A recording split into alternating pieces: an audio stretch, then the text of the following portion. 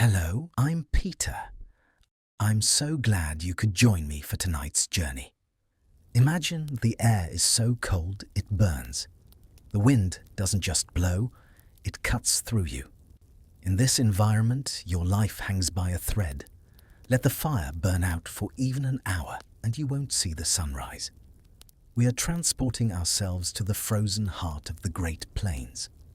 We're talking 40 below zero, where whiteouts swallow entire villages, and the sky feels like a sheet of black ice. Erasure those idyllic images of cozy campfires and peaceful winter scenes from your mind. The reality was brutal and unforgiving. And yet, against all odds, Native American tribes didn't just endure this hellscape, they thrived. They raised families and slept soundly, protected by nothing but wooden frames and buffalo skins. The question is, how, before we brave the cold, if you value the stories we tell, please hit that like button and subscribe. Also, drop a comment below telling me your location and the current time. Now kill the lights. Wrap yourself tight in that blanket. Maybe put on some white noise. Let's journey back to an era where simply falling asleep was a battle for survival. Close your eyes for a moment and imagine this with me. It's January. The year is 1768. You're standing in the middle of the Great Plains, what will one day be called Nebraska, or the Dakotas, or Montana. But right now, there are no states, no borders, no towns, just endless grassland buried now beneath 3 feet of snow. The sky above you is a pale, colorless gray, the kind of gray that makes you forget what blue looks like. The sun, when you can see it, is a dim white circle hanging low on the horizon, offering light, but almost no warmth. It rises late, it sets early, and in between, the world feels hollow. The wind. That's the first thing you notice. Not a gentle breeze, but a constant living thing that pushes against you, pulls at your clothes, and searches for any gap in your layers to snake through and steal your heat. It moans across the empty land, making the snow drift and swirl in patterns that look almost alive. The Lakota people have a word for wind, tate. But in the depth of winter, the wind wasn't just moving air. It was the breath of Wazir, the giant of the north. It wasn't just cold. It was a living force trying to freeze the life out of everything it touched. There are no trees here to block Wazir's breath, just open space rolling away in every direction. In summer, this land is covered with tall grass that waves like an ocean. Buffalo graze here in herds so large they darken the earth for miles. But now in deep winter, there's only white. White snow, white sky, white silence. Except there in the distance. Do you see it? A thin column of smoke rising straight up into the still air above the wind. Just a grey thread against the grey sky. But it means everything. It means people. It means fire. It means warmth. You start walking toward it, your feet crunching through the crusty top layer of snow, then sinking down with each step. It's hard work. Your breath comes out in great white clouds that freeze on your scarf, on your collar, on the few strands of hair that escape your hood. Your eyelashes are already beginning to frost over. The moisture in your nose freezes when you breathe in a strange tickling sensation that reminds you just how cold it really is. How cold is it? Let me tell you.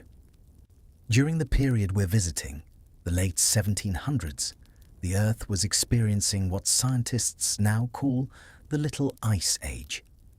Winters across the northern hemisphere were significantly colder than they are today. On the Great Plains, temperatures routinely dropped to 20-30, even 40 degrees below 0 Fahrenheit. That's the kind of cold where spit freezes before it hits the ground, where exposed skin can develop frostbite in under 5 minutes, where your fingers stop working if you take your gloves off for more than a moment. And this wasn't just for a few days. This was months. December, January, February, sometimes stretching into March and even April, month after month of relentless, bone-deep cold. As you walk, the snow crunches beneath your feet with a particular sound, that distinctive squeak that only happens when snow is extremely dry and extremely cold. Each step sounds loud in the silence. Behind you, your footprints fill in slowly with drifting snow, as if the land is trying to erase any evidence of your passage. You're getting closer to the smoke now, and as you crest a low rise, you see them. Teepees, a whole winter encampment of them, arranged in a rough circle at the bottom of a shallow valley, where the land offers some protection from the wind. There are perhaps 30 or 40 of these conical dwellings, each one about 15 feet tall at its peak, maybe 16 feet across at the base. From a distance, they look like small mountains of snow, because the people here have done something clever.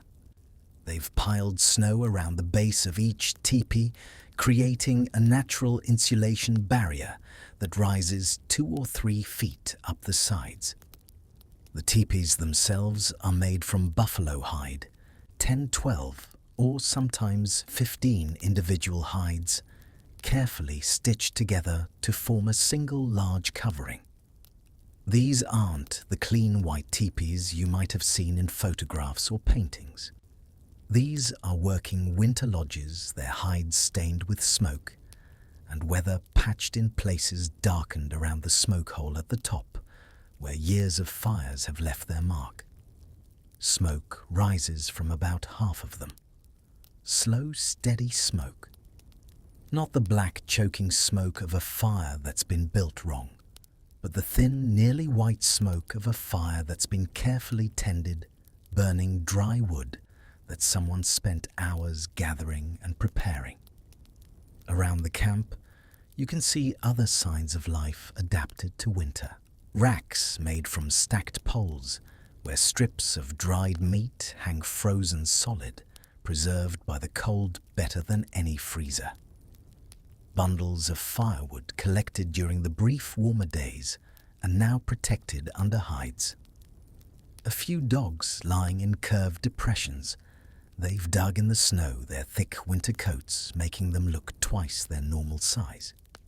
They watch you with alert eyes, but don't bark. Visitors in winter are unusual, but not unheard of. In the distance beyond the camp, you can see the horse herd. Small, hardy ponies with shaggy winter coats pouring through the snow to find the dried grass beneath. Someone has to check on them multiple times each day, even in the worst weather. The horses are life itself. Transportation, hunting, wealth, survival. But the horses are far away right now, and you're cold. So cold that your face has lost most of its feeling, and your feet are starting to hurt with that deep throbbing ache that comes before numbness. The smoke, the promise of warmth, draws you forward. You make your way between the teepees, and now you can hear sounds. Muffled sounds, because the snow and the hide walls absorb everything but sounds nonetheless. A baby crying, then quieting. A woman's voice, low and rhythmic, perhaps singing, perhaps praying, perhaps just talking to someone inside. The soft woof of a horse from the herd, a dog shaking snow from its fur, and underneath it all, a sound you wouldn't expect. Laughter. Children's laughter, bright and clear, coming from inside one of the lodges. How is this possible, you might wonder? How can children laugh when it's 40 degrees below zero outside? How can families not just survive, but live, truly live? in conditions that would kill an unprepared person in a few hours. That's what we're about to discover. The winter survival skills that sustained the Native Americans of the Great Plains for thousands of years. Skills so effective, so carefully refined through generations that even today's modern cold weather gear sometimes fails to match their efficiency. The Lakota, the Cheyenne, the Blackfeet, the Crow, these and dozens of other Plains tribes didn't just endure winter. They understood it. They worked with it. They turned the very elements that should have killed them into tools for survival. And it all started with understanding one simple truth in winter tents. Made of animal hide, every detail mattered.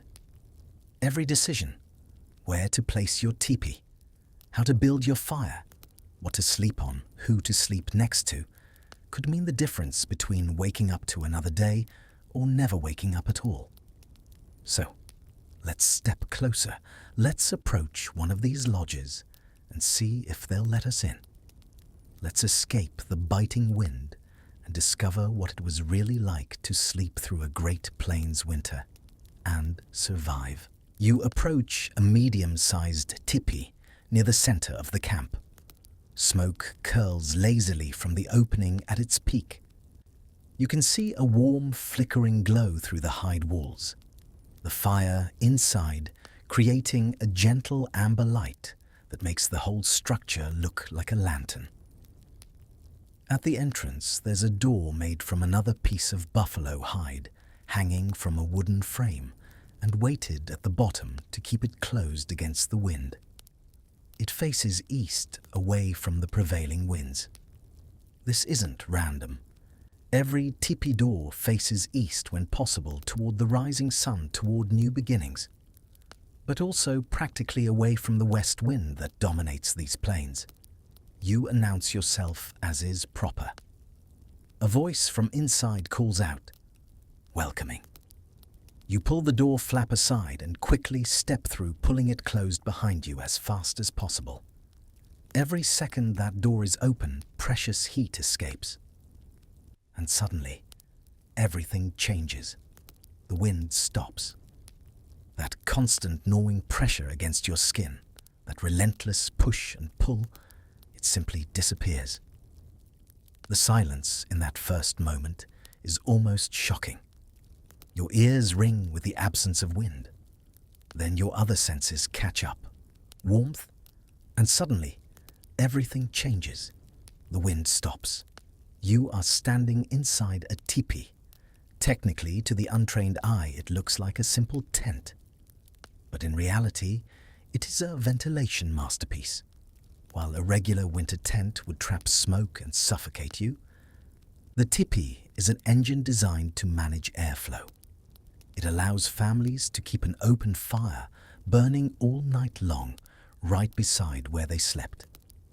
Warmth. Real, genuine warmth spreading across your face, your hands seeping through your frozen clothes. Not the blast of heat you'd get from a modern heater, but a gentle, enveloping warmth that feels like safety, like life itself. Your eyes adjust to the dimness. The interior is lit only by the central fire and whatever daylight filters through the hide walls, giving everything a soft amber golden quality. It's not bright, but it's not dark either. It's somewhere in between, the kind of light that makes you feel drowsy, comfortable, ready to rest. The space inside is circular, of course, following the shape of the tipi. About 12 feet in diameter, maybe 14. The ceiling slopes up steeply to that small opening at the top where smoke escapes. You can see the grey sky through it, a small circle of cold up there, while down here it's warm. The fire sits in the center, built in a shallow pit that's been lined with stones. It's smaller than you expected. Not the roaring bonfire you might imagine, but a compact, carefully managed fire about the size of a large dinner plate. 4 or 5 pieces of wood, burning slowly with just enough flame to light the space and heat the air. Red coals glow underneath, radiating steady warmth. Around the fire, the ground is covered with layers of materials. First, dried grass and reeds have been spread across the earth, creating a cushioning layer that insulates from the cold ground below. On top of that, woven mats made from cattails or willow bark. And on top of that, in the areas where people sit and sleep, thick furs, buffalo robes, elk hides, and deer skins all placed with the fur side up. The walls of the tipi slope inward, and about 4 feet up from the ground, there's an inner lining. Another layer of buffalo hide hung inside the outer wall, creating a gap between the 2 layers. This is brilliant. This airspace acts as insulation, trapping warm air and preventing cold air from seeping through. At the bottom, this liner extends down to the ground and is held in place with rocks or earth, creating a seal. But at the top, it stops about halfway up the tipi walls, allowing the hot air and smoke to rise up between the 2 layers before escaping through the smoke hole at the peak. This creates a natural convection current that both ventilates the space and insulates it at the same time. Some scholars have debated whether this double wall design was universally used or only in the coldest weather. The archaeological and historical evidence suggests it varied by tribe and by season. What's clear is that winter tipis often had this inner liner, and those who used them reported dramatically better heat retention. Early European explorers and traders who spent nights in winter tipis consistently noted this feature in their journals, often with surprise at how effective it was. The family who lives here is gathered around the fire.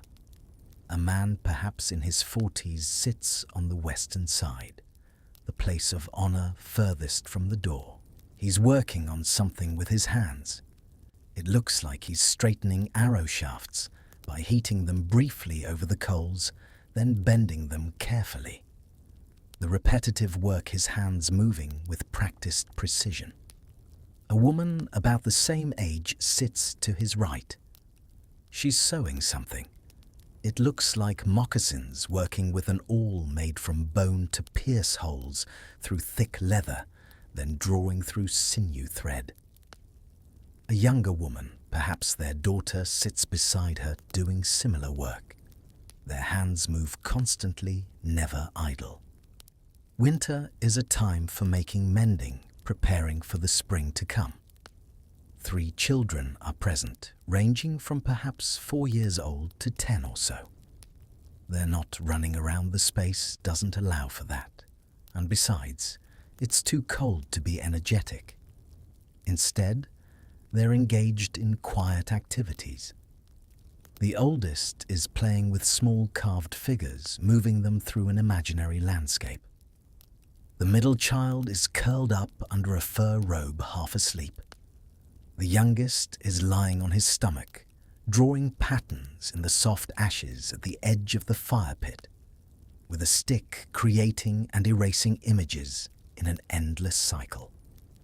An elderly woman, perhaps a grandmother, sits near the fire close enough to feel its full warmth. She's the only one not working with her hands. Her eyes are half closed, and her lips move slightly, as if she's singing or praying very quietly. The firelight makes her weathered face look ageless, ancient, and young at the same time. And there are dogs, 2 of them lying near the entrance where it's cooler. Large dogs with thick coats, more wolf-like than modern pets. They open their eyes when you enter, assess you, then close them again. They're conserving energy, as all animals do in winter. The smell in here is complex. Not bad, but distinct. Smoke, yes. Wood smoke has permeated every surface, every hide, every object. It's a sweet, almost incense-like smell, different from the sharp smoke of a green fire. There's the smell of leather and fur, a musky animal scent that's somehow comforting. There's a hint of sage or some other herb. You notice bundles hanging from the tipi poles, dried plants that give off a faint, pleasant aroma when the warmth releases their oils.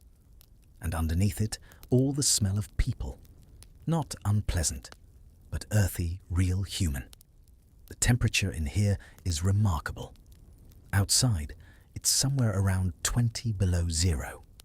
In here, near the fire, it's probably 55 or 60 degrees Fahrenheit.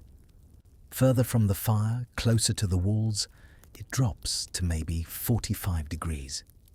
That might not sound warm by modern standards. You wouldn't be comfortable in a house heated to only 55 degrees. But remember where you are and where you came from. The difference between 40 below and 50 above is 90 degrees. 90 degrees of survival. Academic debates have long circled around the question of how effectively these structures retained heat. Some researchers conducting modern experiments have found that even without continuous fire tending, a well-constructed winter teepee could maintain temperatures 30 to 40 degrees warmer than outside for several hours after the fire died down. Others argue that continuous fire maintenance was essential and that people took shifts through the night to keep flames alive. The truth, as usual, probably lies somewhere in between and varies based on conditions, the quality of the teepee construction, and the number of people inside generating body heat. The family makes space for you, not speaking much, because that's not the custom with new arrivals, but gesturing for you to sit near the fire. You settle onto a fur robe that's been placed on a slightly raised platform of woven willow branches. This keeps you off the cold ground, adding another layer of insulation between you and the frozen earth below. As you sit, you realize your body is going through a transition. The extreme cold outside caused your blood vessels to constrict, pulling blood away from your extremities to protect your core. Now, in the warmth, they're opening up again. Your fingers and toes begin to tingle, not painfully, but noticeably. Your face, which had gone numb, starts to feel again. The sensation is almost overwhelming after the numbing cold. You unbutton your outer layers because despite the relatively modest temperature, you're starting to feel warm. This is another aspect of winter survival that's often misunderstood. It's not about being hot, it's about being warm enough. These people aren't sweating. They're not uncomfortable. They're in a state of thermal equilibrium, producing enough heat through their bodies and the fire to maintain a temperature that allows life to continue. The fire crackles softly. A log shifts, sending up a small shower of sparks that float upward, drawn by the draft toward the smoke hole. You watch them rise, glowing bright orange, then fading as they cool, disappearing into the column of smoke. Through the hide walls, you can hear the wind again, but it sounds distant, now removed, as if it belongs to a different world. You're in a pocket of warmth, a bubble of safety, surrounded by people who know how to survive in a land that wants to kill them. And as the day slowly fades outside, as that weak winter sun drops toward the horizon, and the temperature begins its nightly plunge toward the truly dangerous numbers, you realize you're about to experience something that most modern people never will. You're about to spend a night in winter tents used by the Native Americans of the Great Plains. You're about to learn their survival skills, not from a book, but from the feeling in your bones, the warmth on your face, the sounds in the darkness, and the slow, steady rhythm of a family settling in for a long, cold night. As the last light fades from the smoke hole above, the temperature outside is dropping fast. This is one of the harsh realities of winter on the plains. The lack of humidity and cloud cover means that whatever warmth the day provided, little though it was, radiates back into space as soon as the sun sets. On a clear winter night, temperatures can drop 10, 15, even 20 degrees in just a few hours. Let me explain the physics of what's happening out there, because understanding it helps you appreciate what's happening in here. When air temperature drops to extreme levels, the air itself becomes denser, heavier. Cold air sinks. It pools in valleys, gathers in low spots, presses down against the earth.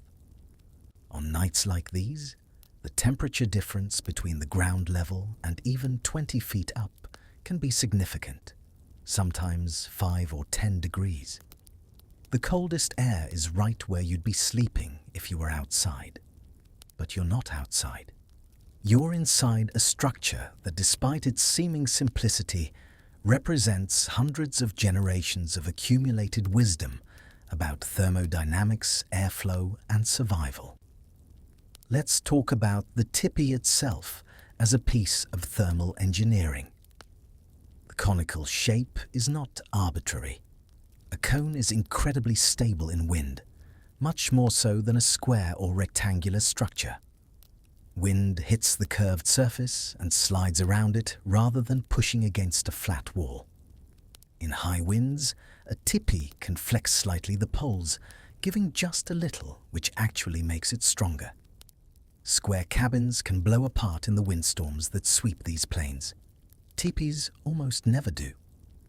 But the shape does something else too. It creates natural convection. Hot air rises, and in a cone, it rises straight up to the peak where the smoke hole waits.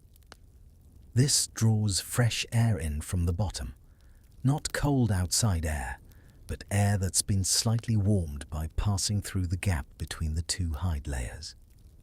The result is a continuous, gentle circulation that removes smoke while maintaining warmth. The smoke hole itself is adjustable. 2 flaps called ears, or smoke flaps, extend up from the hole, each one controlled by a long pole that can be moved from inside the tipi. By positioning these flaps, you can control both the size of the opening and which way it faces relative to the wind. On a calm night, the flaps can be opened wide to let smoke out freely. When wind picks up, they can be adjusted to create a draft that actually pulls smoke out more efficiently, using the wind itself to increase ventilation. In a blizzard, they can be pulled almost closed, leaving just a small gap that prevents smoke buildup while minimizing heat loss. There's been considerable academic debate about how much heat is actually lost through the smoke hole. Some researchers argue it's significant, that an open hole at the peak of your dwelling is inherently inefficient.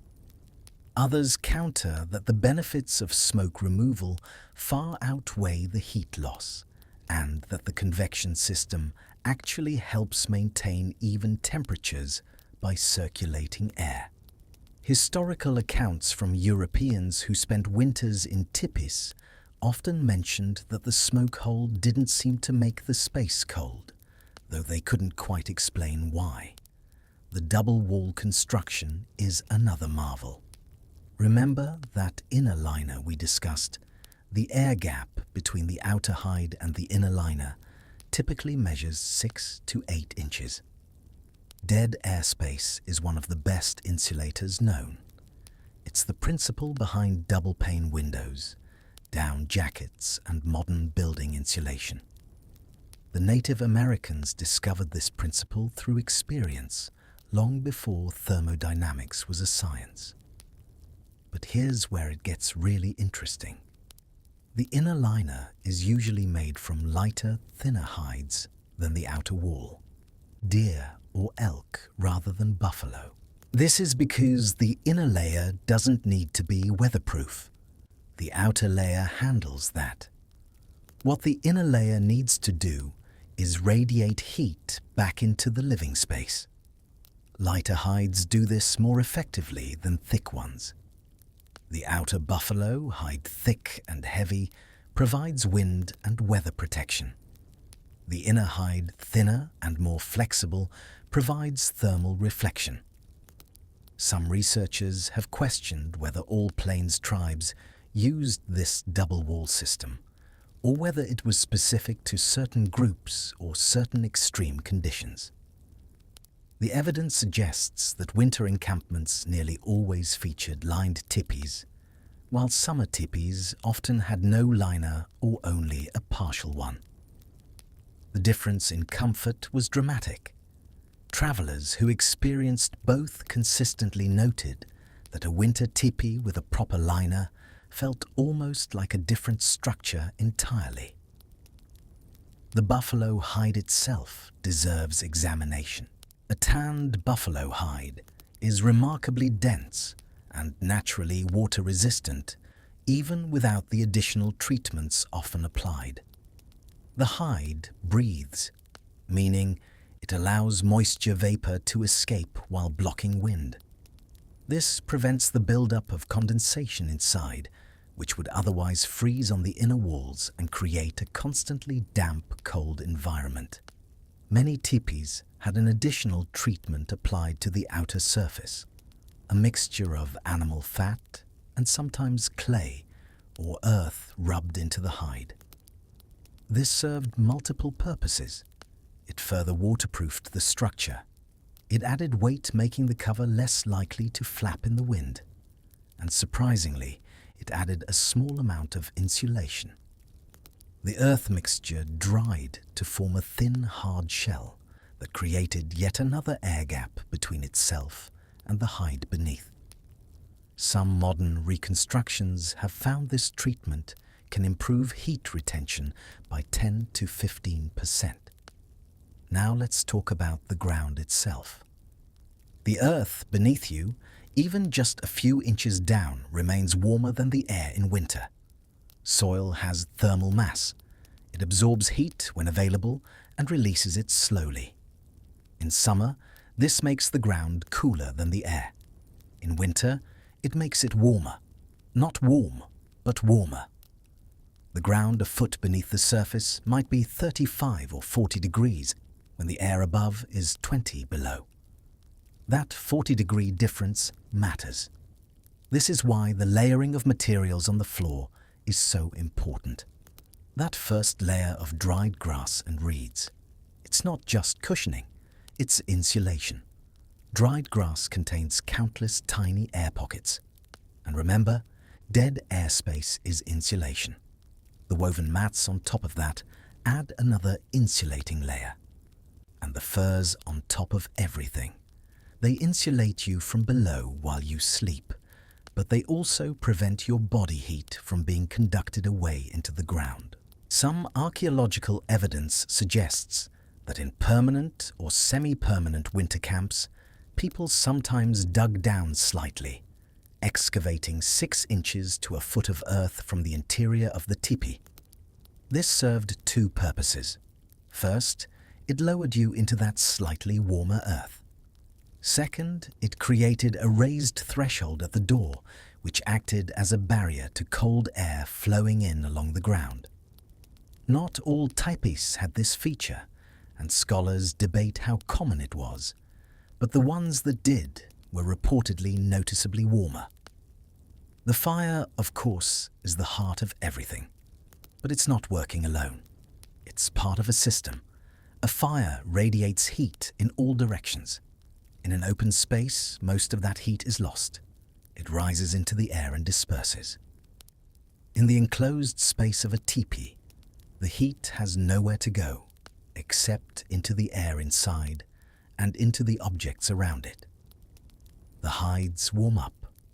The poles warm up. The stones lining the fire pit warm up and then radiate that heat back, even after the fire dies down somewhat. Everything in the space becomes a heat reservoir, storing thermal energy and releasing it slowly. The size of the fire is carefully calibrated. Too large, and it consumes wood too quickly. Wood that was precious, that took enormous effort to gather in winter. Too large, and it creates too much smoke for the ventilation system to handle comfortably. Too large, and paradoxically, it can make the space uncomfortable. Too hot near the fire, still cold far from it. The ideal fire is small and slow. Hard, dense wood that burns longer. Oak, ash, locust, if you could find it on the plains, which was rare. More commonly, cottonwood from river valleys. Willow, whatever could be gathered. The wood is split into smaller pieces that burn more efficiently. The fire is built in layers. A base of coals, then slightly larger pieces arranged to allow airflow, then a few larger pieces on top that will burn down slowly.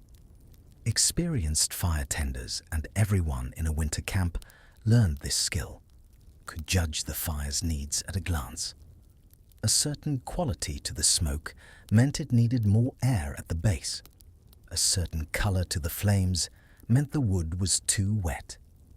A certain way the embers glowed meant it was time to add another piece, not yet, but soon in 5 minutes maybe, when that log burns down just a little more. Outside, the wind has picked up. You can hear it now, a low moaning that rises and falls. The hide walls move very slightly, just a gentle undulation like breathing. The whole structure seems alive, responding to the wind, but not fighting it, bending, but not breaking. The temperature out there is probably 35 below by now. In here, it's holding steady around 55, near the fire, maybe 45 near the walls. That 10-degree gradient across a space only 12 feet wide tells you something about how heat distributes. It doesn't spread evenly. It pools near sources and thins out with distance. This is why sleeping arrangements matter. This is why the weakest, the youngest, the oldest sleep closest to the fire. Condensation is beginning to form on the coldest surfaces. The very peak of the inner liner, the poles where they extend above the liner into the cold zone. By morning, this condensation will freeze into delicate frost patterns, crystals of ice that catch the firelight like scattered diamonds. But down where people sleep, where the warmth concentrates, everything stays dry. Someone, the older man, gets up and walks to the entrance. He pulls the door flap aside just enough to look out, checking the weather. A blast of cold air rolls in, heavy and shocking. You can see his breath in that cold air, a white cloud that swirls in the firelight. He looks at the sky. You catch a glimpse of stars incredibly bright, which means the clouds have cleared, then lets the flap close again. He says something to the others. You don't understand the words, but his tone is matter of fact, just reporting conditions. Clear sky, very cold, normal for deep winter. Nothing to worry about yet. Yet. Because there's always something to watch for. A sudden storm, a shift in wind that might drive smoke back down into the tipi, a log that might roll from the fire onto the furs, a child who might kick off their covers and get too cold, the pre-dawn hours when temperatures hit their lowest and fires burn down and the cold creeps in most aggressively. Winter survival isn't passive. It's an active process, a constant negotiation with the cold, a series of small adjustments and attentions that add up to staying alive. But for now, everything is balanced. The fire burns steadily. The walls hold back the wind. The sleeping furs are ready, and the long night is just beginning. As the night deepens, The family begins preparing for sleep. This isn't a quick process of brushing teeth and climbing into bed. This is a ritual, a series of steps that have been refined over generations, each one serving multiple purposes. Let's start with the bedding itself, because this is where survival happens. Your bed in winter isn't just where you rest. It's your primary defense against freezing to death in your sleep. The sleeping area is arranged around the perimeter of the tipi, leaving the central fire area clear. Each sleeping space consists of several layers, and the order of these layers matters tremendously. The bottom layer, as we discussed, is dried grass and reeds spread directly on the ground. But there's more to this than simply creating a soft surface. The grass needs to be absolutely dry. Any moisture will freeze and turn your bed into an ice pack. It needs to be thick enough to provide real insulation, at least 6 inches compressed down to maybe 3 or 4 inches when you lie on it. And it needs to be refreshed regularly because grass compacts and breaks down, losing its insulating air pockets. On top of the grass, there are woven mats. These are made from cattail reeds or willow bark materials that are both flexible and insulating. The weaving creates a natural air gap pattern. More dead airspace, more insulation. These mats are works of considerable craftsmanship, taking weeks to make, and they last for years if cared for properly. But now we come to the most important elements, the furs and robes. A winter sleeping setup typically consisted of 2 main components, a bottom layer to sleep on and a top layer to sleep under. Both were usually made from buffalo hide, but processed differently for different purposes. The bottom layer, what we might think of as a mattress, was often a buffalo robe with the fur side up. You'd sleep on the fur, which provided both cushioning and insulation.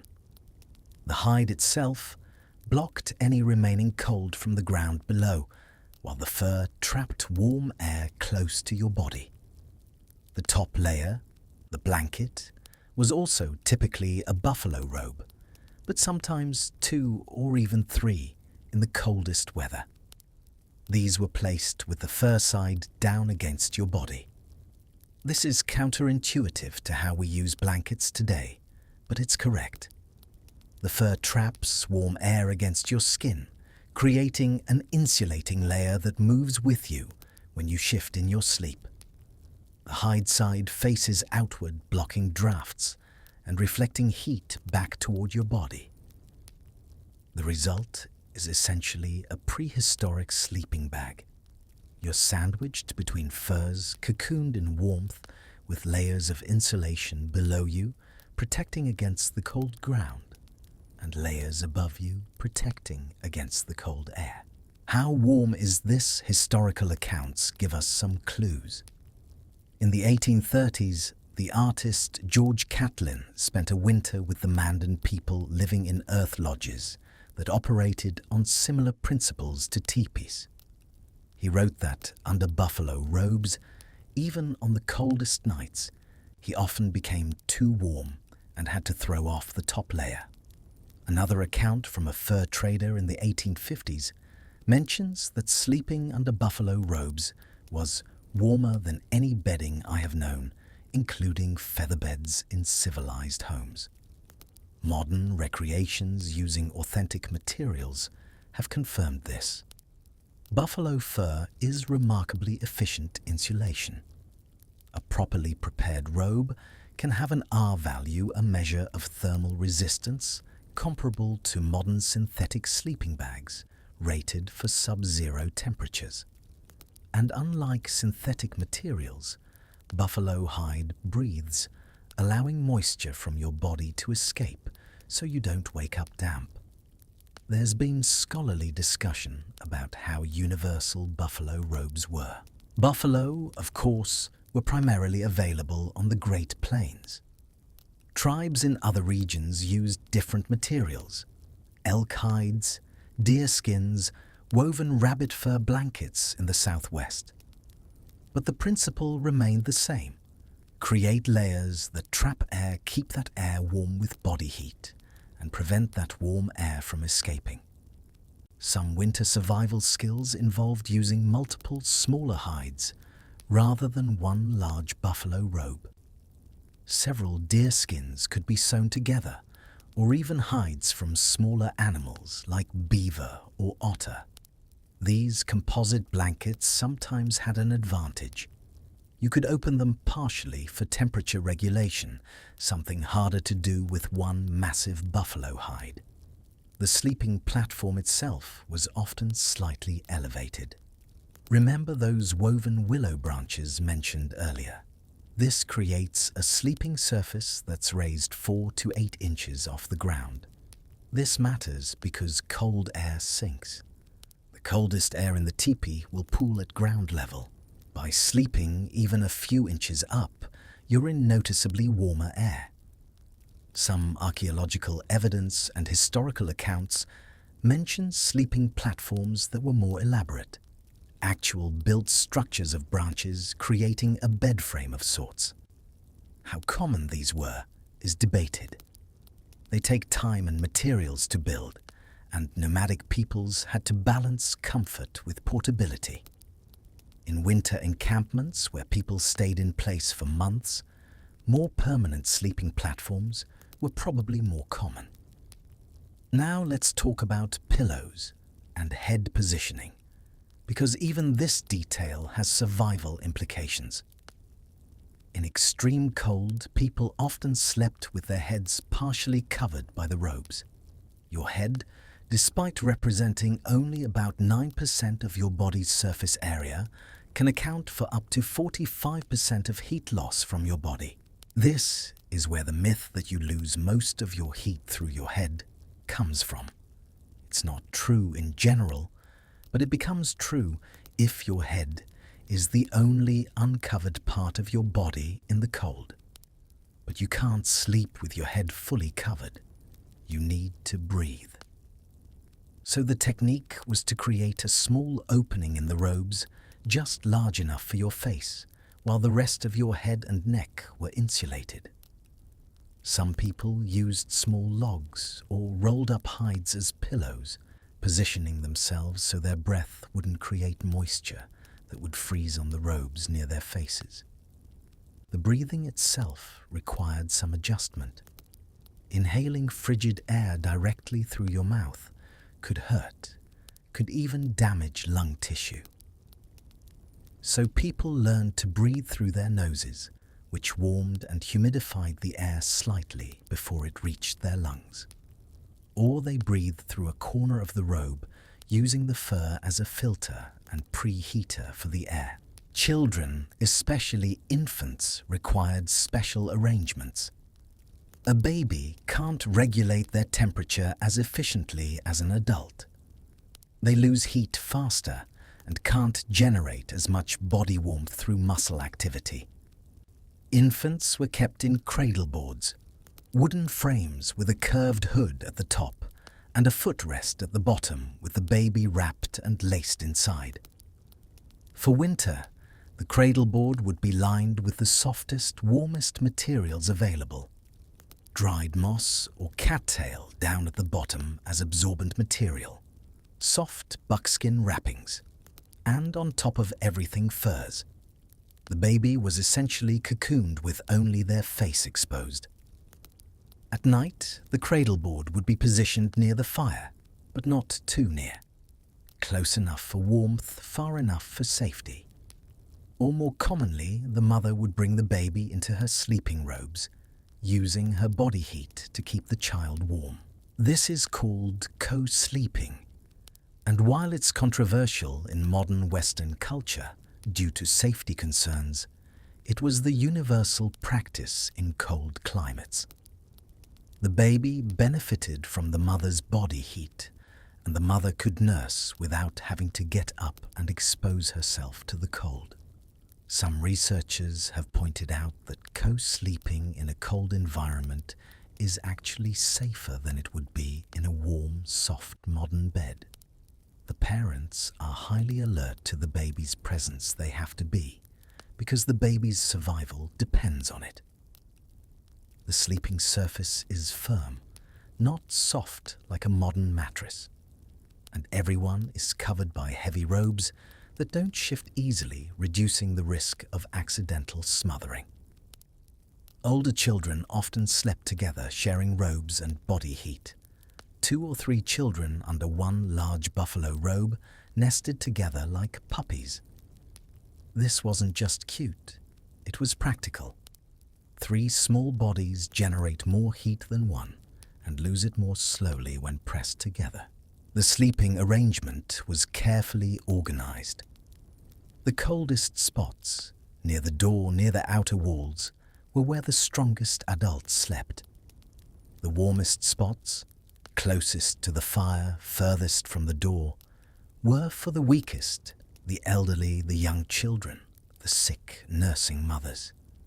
But even in the best spots, even under buffalo robes, sleep in winter was different from sleep in summer. You didn't sprawl out. You curled up. You pulled your knees toward your chest, reducing your surface area and conserving heat. You might wake several times during the night.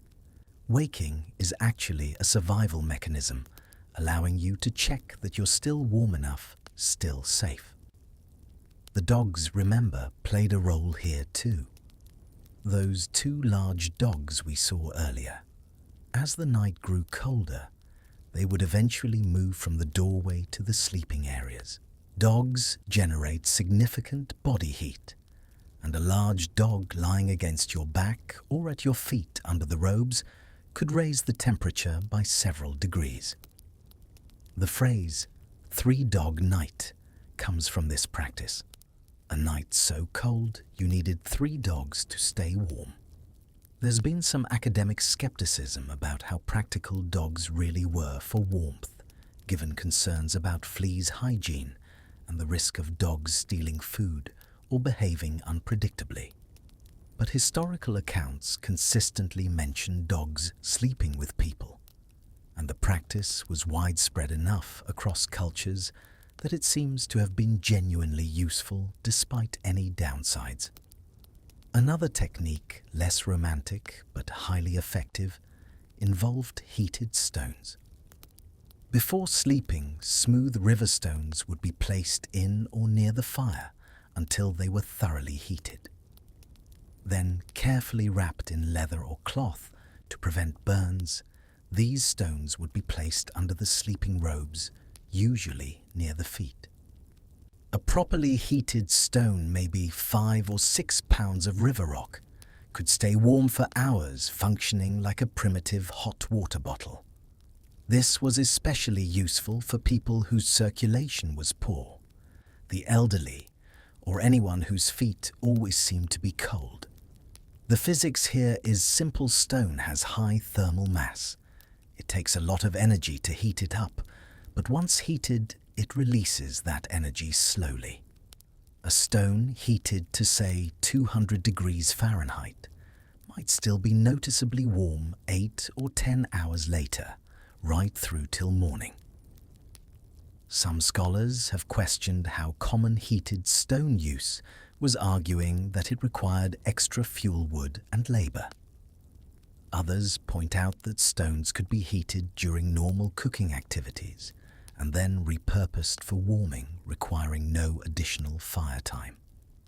As with many aspects of historical life, the truth probably varies by circumstance. The final element of bedding, often overlooked, was the clothing itself. People didn't change into special sleeping clothes. They slept in their day clothes, or sometimes in fewer layers if they were well covered by robes. The clothes themselves became part of the insulation system. Winter clothing was typically made from layers of hides and furs, an inner layer of soft buckskin worn with the smooth side out, an outer layer of fur buffalo bear or wolf worn with the fur side out. Leggings, moccasins lined with fur mittens. These clothes were designed to trap air between the layers, just like the tipi itself. At night, some outer layers might be removed and used as additional covering. A heavy fur coat spread over the top of the sleeping robes added another layer of insulation. Nothing was wasted. Every piece of material had multiple uses. And so, as full darkness settles outside and the fire burns down to glowing coals, and the temperature continues its inexorable drop toward the night's coldest hours, the family is prepared. Each person is nested in their assigned spot, surrounded by layers of carefully arranged materials, positioned in a hierarchy of warmth that reflects both social structure and survival necessity. They're not comfortable in the way we think of comfort, sprawled on spring mattresses in climate-controlled rooms. But they're warm enough, they're safe enough, and they're together, which, when the wind howls outside and frost forms on the world, is everything. Before anyone can truly settle in for the night, there are tasks that must be completed. Winter survival isn't just about reacting to the cold, it's about anticipating it, preparing for it, staying ahead of it. The fire must be tended one last time before sleep. The man rises from his sleeping area and approaches the fire pit. This is a careful operation requiring knowledge built up over years of cold nights. First, he removes any partially burned pieces that haven't caught well. These will be saved and reused tomorrow, nothing wasted. Then he adds several new pieces of wood, but not randomly. He's building what's sometimes called a long fire. Pieces arranged so they'll burn slowly through the night, from one end to the other, releasing heat steadily rather than flaring up and dying down. The wood is positioned to allow just enough airflow to keep it burning, but not so much that it burns quickly. The pieces are close together, almost touching, so that as one burns, it ignites the next. It's like setting up dominoes, but with fire and time. On top of this arrangement, he places one larger piece, a log, that might keep burning for 3 or 4 hours on its own. This is insurance. Even if the smaller pieces burn down, this log will keep coals alive until someone wakes to tend the fire again. And someone will wake. That's another part of the routine. Sleep in winter isn't one long, unbroken stretch. It's divided into watches shifts, though not formal ones. People simply understand that someone needs to check the fire every few hours. Sometimes it's the oldest son, sometimes a parent, sometimes the grandmother who sleeps lightly anyway. They wake, check the fire, add wood if needed. Adjust the smoke flaps if the wind has shifted, then return to sleep. This practice of fire tending through the night is well documented in historical accounts, though some researchers debate how universal it was. Some argue that a properly built fire could last through the night without tending. Others point out that even coals, even if not producing flame, need occasional stirring and attention to maintain heat output. The consensus seems to be that some attention through the night was normal, but not every single hour, perhaps twice in a 9 or 10-hour night. While the man tends the fire, the woman is checking the door. She examines the hide flap that serves as their entrance, making sure it's properly secured at the bottom, that no gaps have opened where cold air could seep in. She adjusts the leather straps that hold it closed, checking that they're tight, but not so tight they'll freeze and become brittle. The door is a vulnerable point. Every time it's opened during the day, warm air escapes and cold air enters. Even when closed, it's thinner than the walls, less insulated. Some winter teepees had double doors, an outer flap and an inner one, creating an air gap that functioned like an Arctic entry. Others hung additional robes or blankets just inside the door, creating a windbreak that deflected cold drafts upward away from the sleeping areas. Next, water needs to be secured. In summer, water containers might be left anywhere, but in winter, they must be kept near the fire, or they'll freeze solid. The woman checks several containers, most likely large intestines from buffalo or elk, cleaned and sealed at one end, functioning as water bags. These are positioned close enough to the fire to stay liquid, but not so close they'll heat up, or the containers will degrade. Some tribes had a more elaborate solution, a snow well.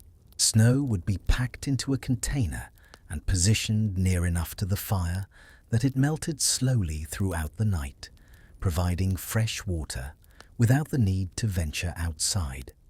The physics here is interesting. Snow has to absorb a lot of energy to melt, about 80 calories per gram. So a large volume of packed snow placed near a fire will melt gradually, rather than all at once, providing a steady water supply. Next comes food preparation for morning. This seems counterintuitive, why prepare breakfast before bed? But it makes perfect sense in context. In the morning, it will be coldest. The fire will have burned low. Everyone will be reluctant to emerge from warm robes. If some food has been prepared the night before, positioned near the fire where it will stay unfrozen, then morning becomes easier. This might be dried meat already torn into pieces ready to eat. Or pemmican, that wonderful mixture of dried meat rendered fat, and sometimes berries pounded together into a dense, calorie-rich food that doesn't freeze solid even in extreme cold. A handful of pemmican can provide enough calories to start your day when you're burning enormous energy just to stay warm. Some academic sources discuss whether pemmican was really as universal as popular history suggests, or whether it was more specific to certain tribes and certain periods. What's clear is that some form of prepared, shelf-stable, cold-resistant food was essential for winter survival, whether it was specifically pemmican or some other mixture. The children have their own small responsibilities. The older child checks that their personal items, a few carved toys, a special stone, a piece of interesting wood, are positioned where they won't be stepped on in the night. The middle child, now fully awake, helps their mother smooth out the sleeping furs, making sure there are no wrinkles or bunches that might become uncomfortable pressure points during sleep.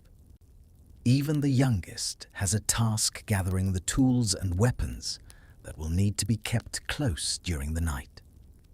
Not because they'll be used, but because tools left against the cold outer wall might freeze, and cold metal or wood can crack or become brittle. Better to keep them near the center, near the warmth. The elderly grandmother has risen and is adding something to the fire. Not wood, but something else. Herbs. You see her crumble dried sage between her fingers, letting it fall onto the coals where it smolders and releases a fragrant smoke. This serves multiple purposes. Medicinally, sage smoke was believed to have cleansing properties to purify the air and provide protection. Practically, it smells pleasant, covering some of the accumulated odors of close living. And psychologically, it's a signal the day is ending, the night is beginning. It's time for rest and dreams. Various tribes use different herbs for this purpose. Sweetgrass was common valued for its vanilla-like scent. Cedar was used in some regions. Tobacco had ceremonial significance, and was sometimes burned before sleep.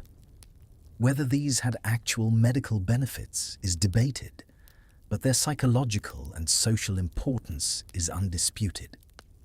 Now the woman does something that might seem odd to modern eyes. She's checking everyone's feet.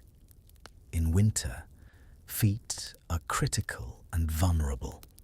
They're the farthest from your heart, receiving the weakest blood flow. They're in contact with the ground, conducting heat away. And if they get wet, from snow, from perspiration, from anything, they can freeze, leading to frostbite that could mean death or amputation. So she checks each child's moccasins, making sure they're dry. If they're damp, they're removed and positioned near the fire to dry overnight, and dry replacements are found. She checks for wear. A hole in a moccasin is a path for cold to enter. She makes mental notes about what needs to be repaired tomorrow. Adult feet are checked too, though adults generally do this themselves. The man examines his own feet carefully, looking for any signs of frostbite from the day's activities.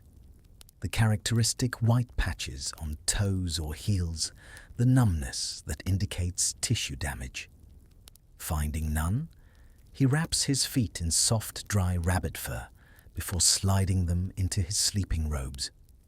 The fur will keep them warm, and if he needs to get up during the night, he can slip them into moccasins quickly. Another task, checking ventilation. The man walks around the interior perimeter, checking that the gap between the liner and the outer wall is clear, not blocked by stored items. This gap is crucial for air circulation. He also looks up at the smoke hole, watching how the smoke rises. The smoke should ascend steadily and smoothly, not pool or swirl. If it's pooling, the smoke flaps need adjustment. He uses one of the long poles to shift the position of the flaps, slightly watching until the smoke begins to draw properly again. This is expert knowledge learned from childhood. Reading smoke is like reading text. Once you know how, it's obvious. To an outsider, it's mysterious. The angle of the smoke, its color, its density, its behavior as it rises. All these things tell you about the fire's health, the wood's quality, the wind direction, the air pressure, even incoming weather changes. The dogs are given one last check too. The woman has saved scraps from dinner, bits of fat pieces of gristle, a small amount of meat, and she gives these to the dogs now. Well-fed dogs are warmer dogs, better companions, better guards. The dogs take their food and settle down to eat, crunching contentedly. This feeding of dogs has sparked discussion among researchers. Dogs consume resources, food that could go to humans. But they provide services, warmth, as we've discussed, but also security. A dog will wake at sounds humans miss. A dog can smell a predator or intruder long before humans detect them. In the complete darkness of a winter night, a dog's alertness could mean the difference between waking to danger and never waking at all. Wolves, though not common in winter encampments, were a real concern. A hungry wolf pack in deep winter, when prey is scarce, might venture close to human habitation, drawn by the smell of food stores. Dogs served as an early warning system, and on a more practical level, dogs could keep other dogs away. The camp dogs marking the territory, creating a scent boundary that warned wild canines to stay clear. There's one last task, perhaps the strangest to modern sensibilities, adjusting your mindset. The man and woman sit together near the fire for a moment, not doing anything, just sitting. They're preparing mentally for the night ahead. Winter sleep requires mental preparation. You need to convince yourself that you'll be warm enough, that you'll be safe. That morning will come, Fear and anxiety increase muscle tension, which burns calories, which makes you colder. Calm acceptance, trusting in your preparations, in your family, in your skills, conserves energy and promotes actual rest. Some historians have documented this psychological preparation more formally in certain tribes. Evening prayers or songs, quiet moments of meditation or reflection. The Lakota had evening prayers to the four directions and to the fire. The Blackfeet had particular songs for winter nights. These served spiritual purposes, certainly, but they also served practical ones, calming the mind, reducing fear, promoting the kind of relaxed state that allows real sleep. Children are told one last time where to sleep, what to do if they need something in the night, to stay under their robes and not to get up except for emergencies. The middle child asks a question, probably, "Can we hear a story?" And the grandmother nods. She'll tell something, not a long tale, but a short one. Something to ease everyone into sleep. All these routines, all these small tasks, they add up to something larger control. In a world where so much is beyond your control, the weather, the temperature, the availability of game, these rituals give you agency. You can't make it warmer outside, but you can prepare your space. You can't stop the wind, but you can check your door. You can't prevent cold, but you can organize your response to it. And these preparations, passed from parent to child, generation after generation, represent accumulated wisdom. Every step has been tested, refined, proven. This isn't superstition or primitive guesswork. This is engineering and science, learned through experimentation and survival, encoded in practice rather than textbooks. As the last tasks are completed and people begin settling into their sleeping spots, there's a palpable shift in the atmosphere. The busy energy of preparation gives way to stillness. The talking stops. The movement slows. The fire, properly prepared, burns steadily, a small beacon of warmth in an ocean of cold. Outside, the wind continues its work, shaping snow into drifts, pulling heat from any exposed surface, testing every weakness in every structure. But in here, the routines are complete. The defenses are in place. The long night can be faced with confidence, not certainty, never certainty. Winter on the Great Plains didn't permit certainty, but confidence. The confidence that comes from knowledge, preparation, and community, which is its own kind of warmth. As the last preparations finish and people settle into their sleeping robes, the darkness deepens. The fire provides some light, but it's low now, mostly coals with just a few small flames. The light it gives is orange and dim, creating more shadows than illumination. This darkness is different from darkness in the modern world. There are no street lights bleeding through windows, no LED displays glowing from electronics, no light switches within reach. This is natural darkness, the kind that humans evolved with, lived with for hundreds of thousands of years, until very recently in our history. And it changes things. It changes how you perceive space, how you perceive time, how you perceive yourself. Let me describe what this darkness feels like. First, the visual. In this low light, your eyes shift from using cones, the photoreceptors that see color and detail, to using rods, the more light-sensitive cells that see only in shades of gray. This is scotopic vision, or night vision, and it takes about 20 to 30 minutes for your eyes to fully adapt. Once adapted, you can see surprisingly well, though not in the way you see during the day. The fire's glow illuminates a circle around it, about 6 or 8 feet in diameter, in warm orange tones. Beyond that, the space fades into increasingly deep shadow. The walls of the tipi are barely visible, suggested rather than seen. The poles rising to the peak disappear into blackness. The smoke hole is a patch of slightly lighter darkness. Starlight may be filtered through smoke. Faces near the fire are visible, but just barely. Features are softened and details are lost. Everyone looks younger in this light, or older or ageless. The grandmother's wrinkled face becomes a pattern of shadows and highlights. The children's faces are smooth and indistinct. You could pass your own mother in this light and not quite recognize her, not immediately. This visual limitation changes social dynamics. Without clear eye contact, without the ability to read fine facial expressions, communication becomes more physical and auditory. You touch more, a hand on a shoulder to get attention, a gentle pressure to convey reassurance.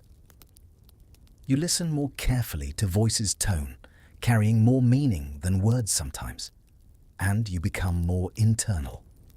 In bright light, attention naturally flows outward, to things, to activities, to the visible world. In darkness, attention flows inward, to thoughts, to memories, to dreams. The auditory environment intensifies. With less to see, you hear more acutely. The fire becomes a soundscape of its own, the pop of a resin pocket in the wood, the soft crumble of a log settling, the whisper of flame consuming fiber, the breathing sound of the fire drawing air. The wind outside is a constant presence. Not always the same volume. It rises and falls, sometimes loud enough to hear individual gusts, sometimes fading to a background whisper. When a particularly strong gust hits the tipi, the whole structure responds. The hides flex inward slightly, the poles creak softly, and there's a sound like a great beast taking a breath. Inside the human sounds. Breathing, of course, from everyone. In quiet moments, you can hear each person's different rhythm. The man breathes deeply and slowly. The children breathe faster, shallower. The grandmother's breathing has a slight catch to it, not quite a snore, but a vibration in her throat. The baby breathes almost soundlessly, tiny sips of air. Someone shifts position under their robes, the slide of hide against hide, a soft rustle. A dog sighs, that particular exhalation dogs make when they're settling completely into rest. Someone swallows. Someone's stomach gurgles quietly. These are the sounds of bodies of life, sounds you'd never notice in the daytime, but which become almost loud in the nighttime quiet. And the silence between sounds. That's what's most striking to anyone from the modern world. The absence of mechanical noise. No refrigerator hum, no heating system cycling, no traffic sounds bleeding in from outside, no aircraft overhead, no sirens, no horns, no electrical buzz. Just natural sound and natural silence. Some researchers who study sleep have noted that humans in traditional environments like this often reported different sleep patterns than modern people. Rather than one long stretch of unconsciousness, they sometimes experienced what's called biphasic or polyphasic sleep. Sleeping for a few hours, waking for a period of quiet wakefulness in the middle of the night, then sleeping again till dawn. During these wakeful periods, people might tend the fire check on children, relieve themselves, or simply lie quietly thinking. Some scholars argue this is the natural human sleep pattern disrupted only by artificial lighting and modern scheduling demands. Others contend that continuous sleep is normal and that fragmented sleep was merely an adaptation to conditions that demanded nighttime vigilance. Whatever the truth, it's clear that sleep in a winter tipi was a more conscious process than modern sleep. You were aware of your body in a way we rarely are now. Aware of warmth and cold, of comfort and discomfort, of the boundaries between yourself and the outside world. This awareness had survival value. If you were too cold, you needed to wake and adjust your covering or move closer to the fire. If smoke built up, you needed to wake and adjust ventilation. If a child was in distress, you needed to wake and respond. Sleep couldn't be too deep, not in winter. But neither could you be too lightly awake, burning nervous energy that translated to burning calories you might not have plenty of. The trick was a kind of floating state, not fully asleep, but not fully awake. Resting deeply enough to restore your body, but maintaining enough awareness to respond to real needs. The grandmother, as if reading your thoughts about sleep and wakefulness, begins to speak. Her voice is quiet, barely above a whisper, but in the silence it carries clearly. She's telling a story as promised. It's not a complex tale, not an adventure or a drama. It's something much simpler, a description of spring.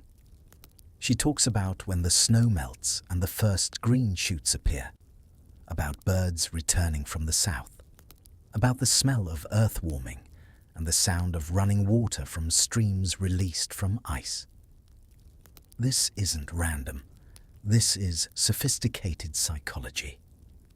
By directing everyone's thoughts towards spring, toward warmth, she's reducing anxiety about the cold. By painting images of plenty, grass for the horses, game returning, plants growing, she's countering any fear about dwindling food stores. And by making her voice soft and rhythmic, by speaking slowly with pauses, she's inducing a meditative state that eases people towards sleep. Different tribes had different bedtime traditions. Some told educational stories, tales about the stars, about animal behaviors, about historical events. Some sang lullabies, simple repeated melodies that children could join in on.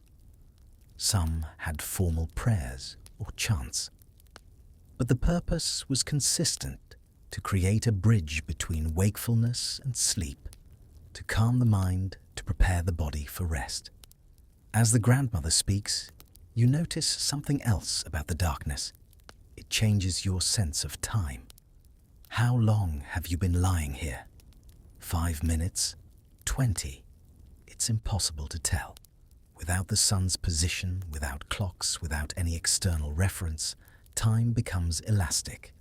This can be unsettling if you let it be, but it can also be freeing. Time doesn't matter right now. There's nowhere to be, nothing to do.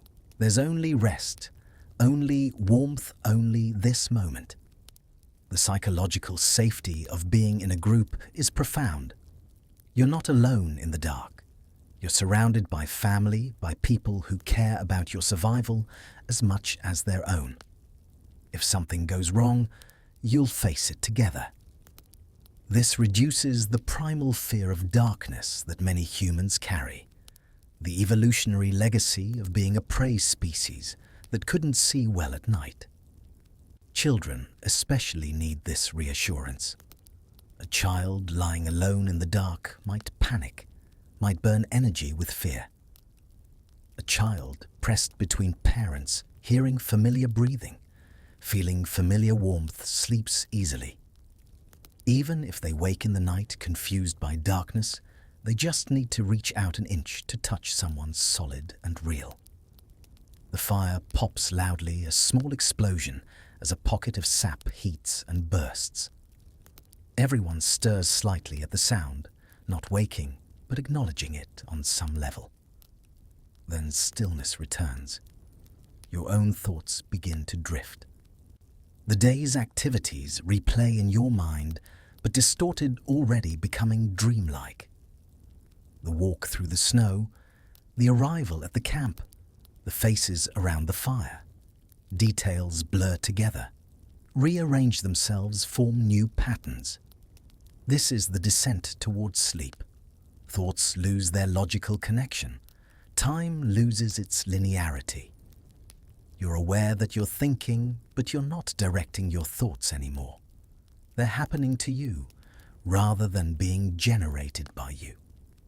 The boundary between waking and sleeping dissolves gradually, not in a sudden moment. You might be awake, you might be asleep. You might be somewhere in between in that hypnagogic state where dreams and reality intermingle. The last thing you're clearly aware of is warmth. Not heat, but warmth. The gentle, enveloping sensation of being warm enough. The robes above and below you. The fire a few feet away. The bodies near you, generating and sharing heat. The walls holding back the wind. Outside, it might be 35 or 40 below zero. But in here, in this small pocket of human warmth, you're safe.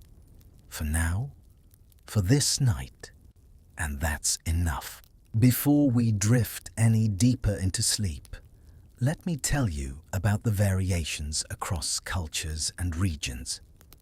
Because while we've been experiencing a plains tipi tonight, this winter, survival problem was solved in different ways by different peoples across Native American cultures. Let's start in the northeast, in the forests, where the Ojibwe, the Lenape, the Algonquin and others made their winter homes. Here, tipis weren't common. The conical shape was used sometimes, yes, but more often you'd find structures called wigwams. The word comes from the Ojibwe wigiwam, meaning dwelling.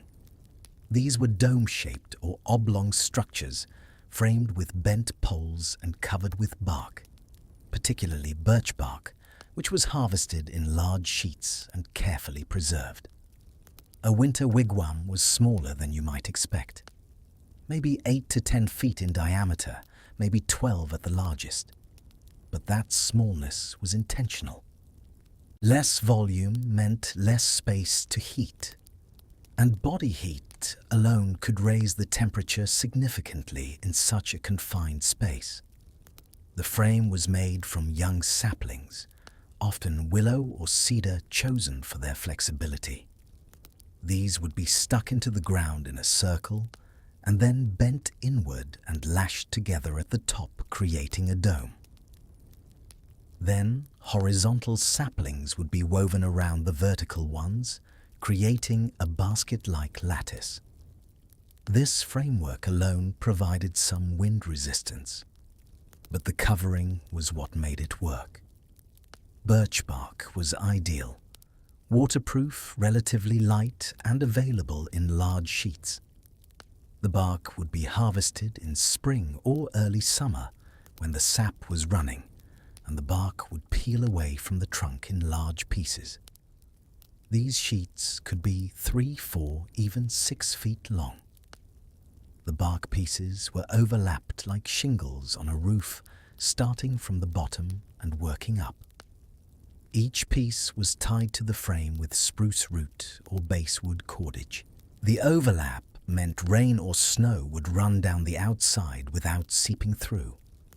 And crucially, the inner surface stayed dry, a huge advantage over hide-covered tipis, where condensation was always a concern. But bark alone wasn't enough for the coldest weather. Over the bark, many tribes added another layer, woven cattail mats or more bark, creating an air gap similar to the double-wall tipi design. Some groups filled this gap with dried grass or cattail, down creating insulation that approached the efficiency of modern materials. One French missionary writing in the 1640s about Huron winter dwellings described entering a wigwam on a night when snow was falling heavily. He wrote that inside it was so warm that we were forced to strip off our outer robes despite the bitter cold outside. He noted with some amazement that there was no chimney, but only a small opening in the peak for smoke, and yet the air was breathable and the warmth profound. Fertot, other Europeans reported similar experiences. A trader named Pierre Esprit Radisson, travelling through the Great Lakes region in the 1650s, wrote that indigenous winter lodges were warmer than any house I have known in New France, warmer even than stone houses with fireplaces. These accounts have to be treated carefully, of course. European writers sometimes exaggerated for effect, or misunderstood what they were seeing, or imposed their own cultural biases. But the consistency of these reports across decades and across different writers suggests genuine surprise at the effectiveness of these structures. Now let's move north to the subarctic and Arctic regions, where the Cree, the Dawn, and the Inuit lived. Here we encounter the legendary igloo, the snow house. The principle is counterintuitive. How can something made of frozen water keep you warm? The answer lies in the nature of snow itself. Snow is not solid ice. Snow is crystalline ice with enormous amounts of air trapped between the crystals. And air, as we've discussed, is an excellent insulator. A well-built snow block can have an R value of about 1 per inch. Not as good as modern foam insulation, but surprisingly effective. An igloo is built from blocks of specific snow. Not fresh, fluffy snow, but wind-compacted snow that's been sitting for weeks developing structural integrity. The blocks are cut with a snow knife traditionally made from bone or ivory and shaped slightly to curve inward. Each block rests on the one before it, spiraling upward and inward until they form a complete dome. The final block is dropped in from above, keying the whole structure together. The entrance is usually a tunnel dug below the level of the sleeping platform, so cold air, which sinks, flows down and out, while warm air stays trapped in the dome. This is passive thermodynamics, using the physics of air density without any mechanical systems. Inside a proper igloo with a family of 4 or 5 people and a seal oil lamp burning could maintain temperatures of 50 to 60 degrees Fahrenheit, even when outside temperatures were 40 below zero. That's a 100-degree difference. 100 degrees of survival created by ice, air, and human warmth. But here's something many people don't know. Igloos were often temporary. They were quick to build. An experienced person could construct one in an hour or 2, and they were used for travel or for hunting expeditions. For longer-term winter living, many Arctic peoples actually used semi-subterranean structures, houses partially dug into the earth with walls of stone or driftwood covered with turf and snow. These pit houses, as they're sometimes called, took advantage of the Earth's insulation. Even in the Arctic, the ground a few feet down stays warmer than the air above it. By building down, you're literally wrapping yourself in that relative warmth. The archaeological evidence for these structures is extensive, and historical accounts from early explorers consistently describe them. The Alaska Native Heritage Center has information about these traditional winter houses. The Yup'ik Men's Community House. The Inupiaq Kagi structures that could house multiple families and serve as both living space and ceremonial center. These were sophisticated buildings with entrance tunnels, ventilation systems, and carefully planned storage areas for food and equipment. Now let's come back south, but to the western mountains, the homeland of the Ute, the Shoshone, the Bannock. Here in high elevation valleys where winters were harsh but timber was abundant, people built what were essentially log structures covered with brush and earth. Imagine something between a cabin and a cave, poles forming a conical or rectangular frame, then brush piled over it, then earth heaped on top of that, sometimes 2 or 3 feet thick. These earth lodges were dark inside, even during the day, with only the smoke hole and door providing light. But they were incredibly warm. The earth itself acted as thermal mass, absorbing heat from the fire and radiating it back slowly. Some ethnographic accounts describe people sleeping in these lodges in minimal clothing, even in the depths of winter, the earth and body heat combining to create a surprisingly comfortable environment. The plateau tribes, the Nez Perce, the Yakama, the Okanagan, used similar structures, often building them partially underground. A pit would be dug 3 or 4 feet deep, then a wooden frame erected over it and covered with layers of grass mats and earth. Entrance was through the roof down a ladder with the smoke holes serving as both chimney and doorway. This design solved multiple problems at once. It protected against wind. Wind can't penetrate earth. It retained heat. It was structurally sound even under heavy snow loads. And it was relatively inconspicuous. From a distance, these lodges looked like small hills blending into the landscape. Let's talk about the Southwest, where winter looks different, but survival is still a challenge. The Pueblo peoples, the Hopi, the Zuni, the Taos.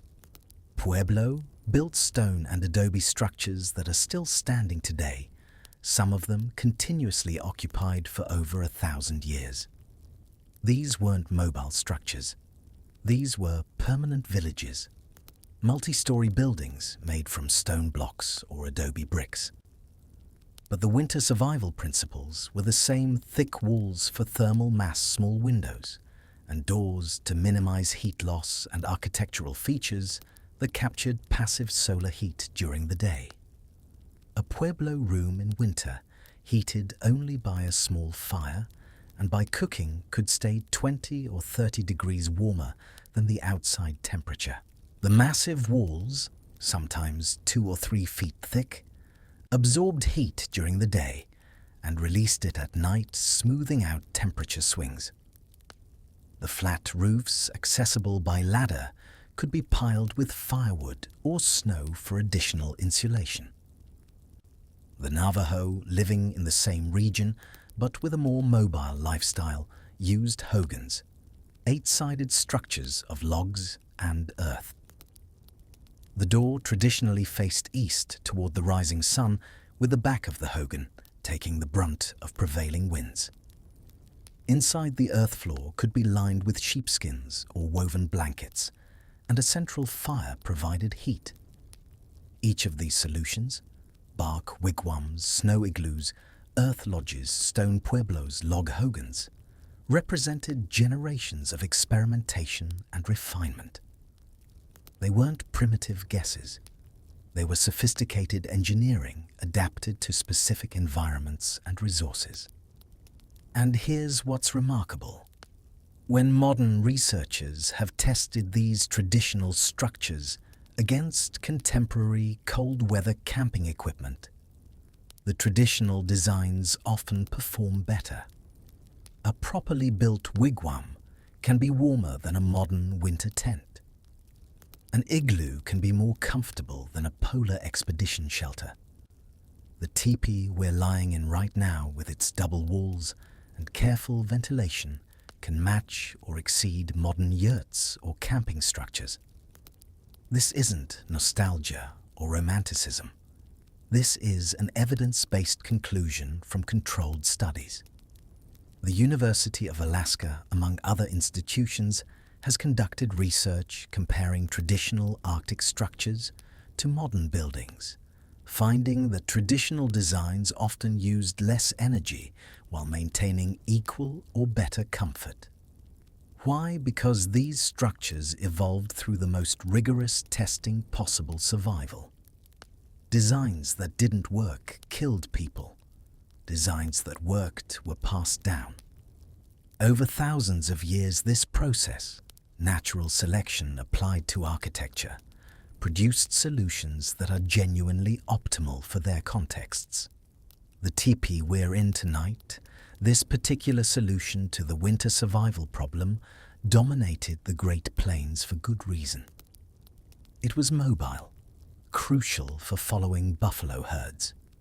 It was wind-resistant, essential on open grasslands where wind is constant. It was relatively quick to erect and dismantle. And it worked. People survived, thrived, even in conditions that would kill unprepared visitors within hours. As you lie here under buffalo robes, as the fire burns low, and the night deepens and the cold intensifies outside, you're not just experiencing history. You're experiencing the end result of humanity's longest, most important experiment, how to stay alive when the world wants you dead. And the answer, it turns out, is knowledge. Not just individual cleverness, but accumulated, tested, refined, transmitted knowledge. The grandmother who told the bedtime story. She learned it from her grandmother, who learned it from hers, going back hundreds of generations. The man who built the fire. He learned from his father, who learned from his father, skills passing through time, like a flame passed from torch to torch. This is what we've lost, mostly in the modern world. We have central heating and insulated houses, and electric blankets, which are wonderful. But we've lost the deep knowledge of how to survive with nothing but materials from the land and wisdom from the past. Lying here, you understand viscerally what your ancestors knew, that survival is a skill, that comfort is earned, that warmth is precious, and that the difference between life and death often comes down to knowing exactly where to place a fire, how to stack your sleeping furs, when to adjust the smoke flaps, and who to sleep beside. This is the heritage of humanity. Not gold or weapons or monuments, but knowledge. The knowledge of how to survive winter. The knowledge of how to sleep in winter.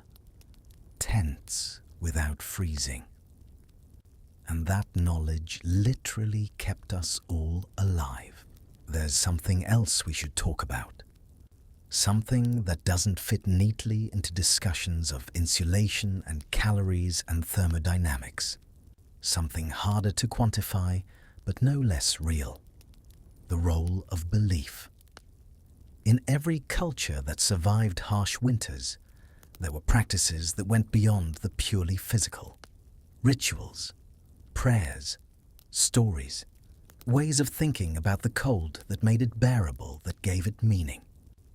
The Lakota, for instance, had Wakinyan, the thunderbird spirits that brought winter storms. Winter wasn't just weather, it was the action of spirit beings. This might seem like superstition to modern minds, but consider what it does psychologically. If winter is caused by spirits, then winter has purpose. It's not random suffering. It's part of a larger order. And if winter storms are spiritual events, then there are spiritual responses. Prayers could be offered. Ceremonies could be performed. You had agency, not against the physics of cold, but within the framework of a meaningful universe. The Inuit had Sila, the breath of the world, the weather, the power of nature personified. When conditions were terrible, when survival was uncertain, people would speak to Sila, acknowledging the power of the cold, showing respect to it. This wasn't asking for mercy. The cold doesn't give mercy. This was psychological, maintaining mental stability in the face of overwhelming forces. Anthropologists have documented this pattern across cultures. People who live in life-threatening environments develop belief systems that make those environments meaningful rather than merely terrifying. The meaning doesn't change the physics. The cold is still cold, but it changes the experience of the cold. It makes it something you can exist with, rather than something that simply destroys you. There's modern research supporting this.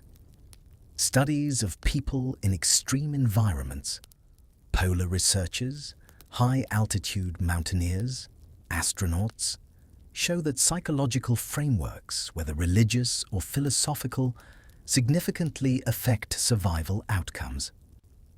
People who can find meaning in their suffering endure better than people who see it as meaningless. In our tipi tonight, this might manifest in the grandmother's stories.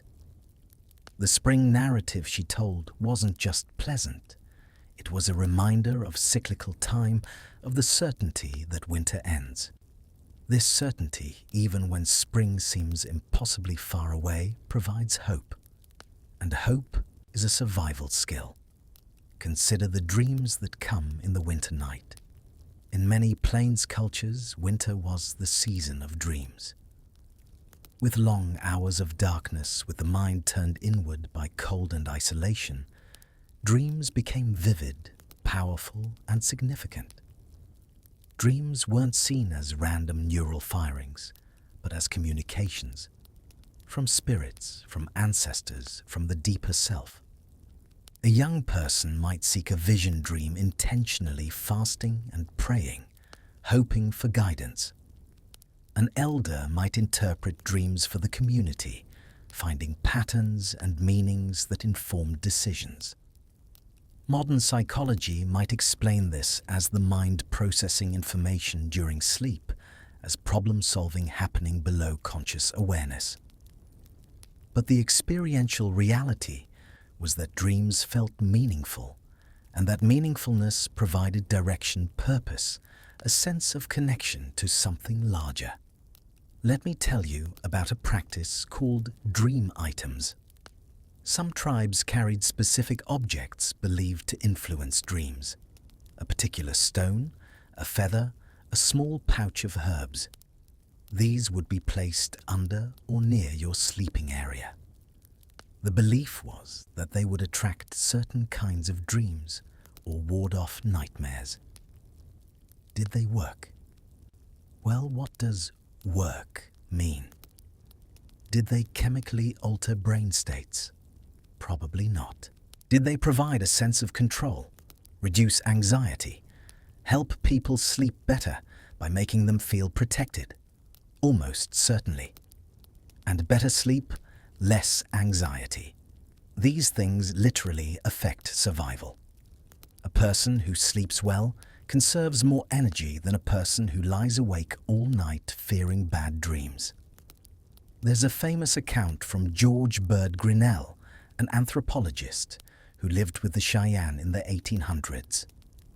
He described a winter so harsh that food was running out and people were beginning to starve. The elders called for a ceremony, a specific ritual meant to bring buffalo near the camp. Grinnell, trained in Western science, was skeptical, but he participated watching as people prayed, sang, danced, despite their weakness, called out to the spirits of the buffalo. 2 days later, a small herd appeared near the camp, and hunters were able to take enough to save the community. Grinnell struggled to explain this. Coincidence? Possibly. Or had the ceremony served to calm people, reduce panic, allow them to think clearly and notice signs of buffalo movement they might otherwise have missed? Or was something else happening? Something his scientific framework couldn't capture? I'm not asking you to believe in magic. I'm asking you to consider that the boundary between physical and psychological, between material and spiritual, might be more porous than modern thinking usually acknowledges. When you're lying under buffalo robes at 40 below zero, and the wind is screaming outside, and you're not entirely sure you'll wake up. The prayer you whisper, the dream stone under your head, the stories you remember from childhood. These things aren't separate from survival. They are survival, just of a different kind. The will to survive is psychological. The belief that survival is possible, that morning will come, that warmth will return. These beliefs affect behavior, affect metabolism, affect outcomes. There's documented research on the nocebo effect, the opposite of placebo. If you believe something will harm you, it's more likely to. If you believe you can't survive the night, your stress hormones spike, your blood vessels constrict more than necessary, your body burns through resources faster. Conversely, if you believe you'll be okay, even if that belief comes from prayer, from ritual, from a story about spring, your body relaxes. You conserve energy. You sleep better. You might literally survive where someone without that belief wouldn't. The Cree had stories about Wutikau, a cannibal spirit that represented the danger of despair in winter. The message wasn't subtle. Despair is what kills you. Despair makes you give up, stop trying, curl up, and wait for death. The stories about Wutikau were warnings against that psychological surrender. And the counter stories, stories of heroes who survived impossible winters, trickster tales about outwitting the cold legends of helpers who appeared in desperate moments. These stories programmed people with the belief that survival was possible, that cleverness and perseverance paid off. This is sophisticated. This is psychological survival technology encoded in narrative form, passed down through generations, tested and proven. As you lie here in the darkness, as the night stretches on and the cold outside intensifies, and your body cycles between deeper sleep and lighter sleep, the boundary between physical and mental dissolves. You're not thinking about thermodynamics. You're not calculating R values. You're feeling. You're believing. You're trusting in the robes above you, the fire beside you, the family around you, and in something larger, the accumulated wisdom of your people. The promise that morning comes, the certainty that you're part of an unbroken chain of survivors stretching back into deep time. And somehow, inexplicably, that trust makes you warmer. Not measurably, not in a way thermometers would register, but warmer in the sense that matters. Warmer in your core, in your spirit, in your will, to continue breathing, to keep your heart beating, to wait for dawn.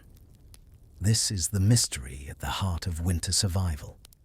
Yes, you need physical things, shelter, fire, insulation, food. But you also need something else. You need hope. You need meaning. You need the belief that your suffering has purpose, that you're not alone, that this night will end. And every culture that survived winter developed ways to provide that belief. Stories, songs, prayers, rituals, dreams, community, all of it working together, physical and spiritual and psychological blending into a single system that kept people alive. The anthropologist Claude Lévi-Strauss called this total social fact, the way physical, spiritual, economic and social elements combine into systems that can't be reduced to any single component. Winter survival was a total social fact. You couldn't separate the tipi's engineering from the stories told inside. It couldn't separate the fire tending from the prayers over the flames, couldn't separate the sleeping arrangements from the social bonds they expressed and reinforced. As the night deepens toward its coldest hour, that period just before dawn when temperatures bottom out and the body's defenses are weakest, what keeps you alive is everything together. The buffalo robes and the body heat and the carefully built fire and the smoke hole positioned just right and the stories you remember and the people you trust and the beliefs that give you strength.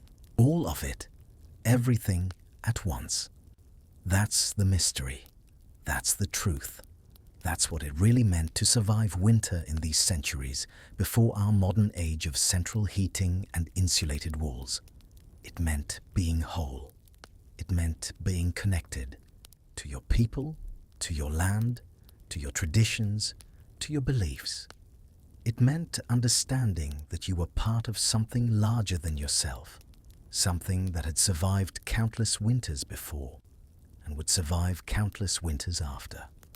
And in that understanding, in that connection, you found warmth enough to last till morning. Let's return to something more concrete, more physical, but no less important. The way people arrange themselves for sleep and what that arrangement meant. In the tipi tonight, if you could see clearly, which you can't in this dim firelight, you'd notice a specific pattern. It's not random. Nothing about winter survival is random. The warmest spot closest to the fire, furthest from the door, is where the oldest members sleep. The grandmother we've been watching, and if there were a grandfather, he'd be there too. This placement has multiple justifications. First, pragmatic. The elderly feel cold more acutely. Their circulation is less efficient. Their bodies generate less heat. Their tolerance for discomfort is lower. Giving them the best spot is survival logic. Keep your vulnerable members protected. Second, social. The elders are valued, respected. The best sleeping spot is a form of honor, a physical expression of their status in the community. They've survived many winters. They've earned the warmth. Third, strategic. If everyone is going to wake up for some reason, a crisis, an animal threat, anything, you want your most experienced members most rested. The elders often have the knowledge to solve problems. They need to be sharp. Next, out from the fire, you have the parents. The mother and father of the family, the primary providers and decision makers. They're in the second best spots because they're the second most critical to the group's survival. But also because they need to be between the fire and the children, close enough to respond if a child needs something, positioned to act as a buffer between the most vulnerable members and any problems. The children sleep in a cluster, usually between or near the parents. The youngest, the baby, is likely with or very close to the mother, that co-sleeping arrangement we discussed. The older children might be paired, two together, sharing robes, generating and conserving shared heat. There's a logic to which children sleep together. Siblings of similar size work well. They fit together efficiently, like spoons, minimizing gaps where heat can escape. Very young children might be placed between older children who are better able to regulate temperature and who can alert adults if the young one is in distress. The least desirable spots, nearest the door along the colder outer walls, are where the strongest, most resilient members sleep. Usually young adult males, or occasionally strong young women. These positions are challenging. The door area is drafty. The outer walls radiate cold. You'll wake more often, sleep less deeply, be less comfortable. But you're young, strong, and healthy. You can handle it. More than that, your first defense. If something comes through that door, unlikely but possible, you're the barrier between threat and family. Your position is both sacrifice and honor. Dogs, as we noted, might sleep near the door in the early evening, but as night deepens and cold intensifies, They usually move inward seeking warmth. They'll settle near people, often children, contributing their body heat and receiving warmth in return. This sleeping arrangement, warmest at center, coldest at periphery, with people positioned by vulnerability and strength, is remarkably consistent across cultures. Whether it's a tipi, a wigwam, an igloo, or an earth lodge, you see the same pattern. It's so universal that it's probably been independently discovered dozens of times because it works. But there's more happening than just heat distribution. This arrangement is social structure made visible. You can read the family's relationships, their hierarchies, their care patterns, just by seeing where everyone sleeps. The fact that elders get the warmest spot isn't just physics, it's values. It's a culture saying, we take care of our old ones.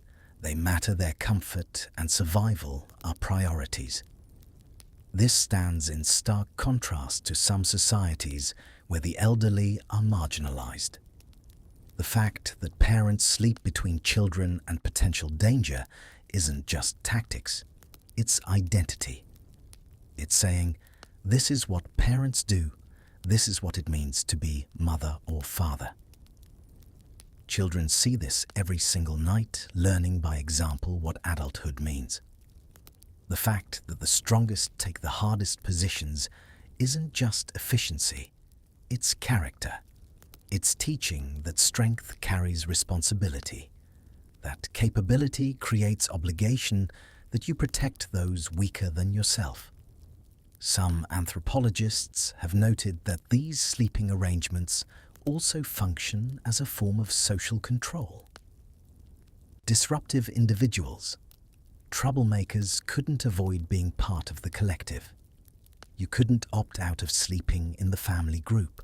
Your position was assigned based on the group's needs, not your preferences. This created accountability. If you were cold and uncomfortable in a peripheral position, you had motivation to prove yourself worthy of a better spot, through contribution, through good behavior, through gaining status. If you had a better spot, you had motivation to maintain the respect that earned it. But let's not be cynical about this. Yes, these arrangements had social control functions, but they were primarily about survival and care. The evidence is clear: groups that took care of their vulnerable members, that distributed warmth based on need, survived at higher rates than groups that didn't. There's one more element to discuss: touch.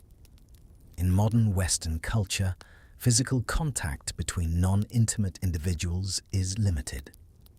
We maintain personal space, avoid unnecessary touching value, physical independence even in sleep, separate beds, separate rooms when possible. In a winter teepee, this doesn't exist. You're pressed against other people. There's no personal space because space equals cold. Bodies overlap, limbs intertwine, heat is shared through direct contact. This is true even between non-family members. If strangers were sheltering together, travelers stuck in a blizzard, for instance, taking refuge wherever they could, they'd sleep pressed together without awkwardness. Survival supersedes social nicety. Modern research on thermoregulation confirms the efficiency of this. Two people sleeping in contact under shared covering stay warmer than two people sleeping separately under individual coverings, even if the total amount of covering material is the same. The shared airspace under the covering is warmed by both bodies, and less surface area is exposed to cold air. Three people together are even more efficient than two. Four people create a warm microclimate that can be 15 or 20 degrees warmer than the surrounding air. This isn't just body heat, it's breath heat moisture, the combined output of multiple metabolisms creating a pocket of warmth. The Inuit had a saying reportedly, Cold night, close family. It wasn't poetic license, it was survival instruction. Some researchers have explored whether this communal sleeping has developmental impacts. Whether children raised sleeping in family groups show different attachment patterns, different social behaviors than children raised sleeping alone. The evidence is mixed and complicated by other cultural factors, but there's some suggestion that communal sleeping correlates with higher social bonding, lower separation anxiety, and stronger in-group loyalty. Whether that's cause or effect is debatable. But it's clear that sleeping arrangements shape experience, and experience shapes psychology. As the night reaches its deepest point, we're in the small hours now, that period between midnight and dawn when sleep is heaviest and the world seems most still. The sleeping arrangement in the tipi looks almost like a single organism. People shifted in their sleep, adjusting positions, and now they're woven together. An arm across a child, a leg pressed against a sibling. The dogs curled against human backs, the robes layered over everything, creating a lumpy landscape of warmth. The fire has burned very low. Just coals now glowing dully, providing more psychological comfort than actual heat. The real warmth is coming from the bodies, from the accumulated heat in the hides and the poles, and the ground itself from the insulation that's keeping that heat from escaping too quickly. It's cold enough now that your breath would be visible if there were light to see it. The temperature inside has dropped, probably down to 45 degrees, maybe 40. Still survivable, still manageable, but definitely cold. But under the robes in the cocoon of furs pressed against warm bodies, you're okay. Not comfortable in the modern sense.